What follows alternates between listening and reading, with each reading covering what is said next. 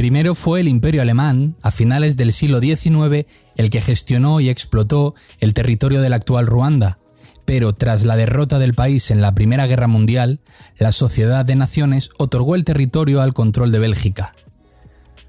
Los belgas unieron en un solo territorio administrativo a Ruanda con Burundi, nombrando al territorio Ruanda-Urundi, que hacía además frontera por el oeste, a través del lago Tanganika, con la joya de la corona de las colonias de Bélgica, pero también de las vergüenzas y atrocidades cometidas allí, el Congo belga.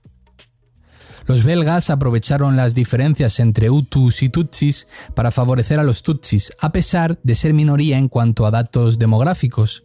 Ahora bien, la cuestión está en saber si realmente estas diferencias eran tan determinantes antes de la llegada de las potencias coloniales para que los belgas supieran aprovecharlas a favor de sus intereses, o si fue un acto deliberado fomentar su diferenciación y por tanto dividir en dos a la sociedad de Ruanda. Hasta donde sabemos, tanto Hutus como Tutsis forman parte de las denominadas sociedades de lenguas bantús, que se expandieron desde la zona de la actual Nigeria hacia el África central y meridional, aproximadamente a partir del siglo V a.C. Las gentes de lengua bantú eran sociedades agrícolas, y la forma de combatir la sobrepoblación era expandiéndose hacia nuevas tierras de cultivo.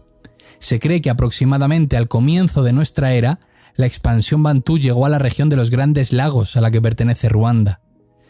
Los estudios genéticos y la antropología física demuestran que los pueblos bantús en todo su conjunto son bastante homogéneos, por lo que Hutus y Tutsis, aunque pudieran haber entrado en el territorio de Ruanda en oleadas diferentes, no dejan de pertenecer a un mismo pueblo.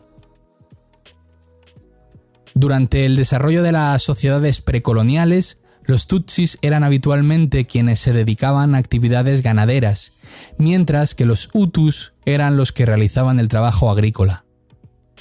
Hay historiadores, politólogos y sociólogos cuyas ideas sobre las diferencias sociales entre Hutus y Tutsis nacen de la Ruanda precolonial. ¿Qué quiere decir esto? Que se documentan revueltas Hutus en contra de la opresión Tutsi, especialmente durante la segunda mitad del siglo XIX, durante el reinado, a ver si lo digo bien, de Rwabuhiri. Es por esta razón donde el concepto de etnicidad política toma fuerza y sirve para diferenciar a ambos grupos. Por lo tanto, lo más lógico es pensar que los belgas, al llegar a Ruanda, observasen las diferencias entre Hutus y Tutsis y se sirvieran de ellas en su propio beneficio. En un principio se favorecía a los Tutsis, pues ya eran el estamento dominante en Ruanda. Era más fácil favorecer a una minoría para controlar a una mayoría que al contrario. Además, entre las potencias coloniales, posiblemente influenciadas por los misioneros que venían de Europa, existía la denominada hipótesis amítica. Los amitas son los considerados pueblos del norte de África que tenían un origen étnico caucásico y que estudios genéticos han sacado conclusiones como que, por ejemplo, los íberos prerromanos de la península ibérica eran amitas o de origen amita, y que lenguas como el vasco o el irlandés y el galés tienen sus raíces en los amitas, ya que comparten muchos de sus rasgos con las lenguas bereberes. Según esta hipótesis amítica, lo más valioso que había en África antes de la llegada de los europeos era de origen amita, y que los Tutsi descendían de ellos, atribuyéndoles características físicas que estarían ligadas a sus capacidades intelectuales.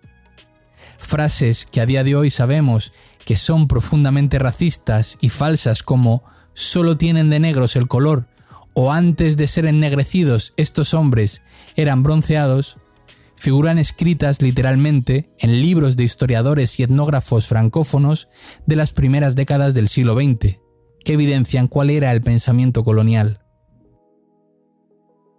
Este trato de favor lo usaron para favorecer, nunca mejor dicho, sus intereses coloniales y por lo tanto, cuando las reivindicaciones tutsis fueron excesivas para los belgas, no duraron dudaron en girar el torno y favorecer y apoyar a los Hutus.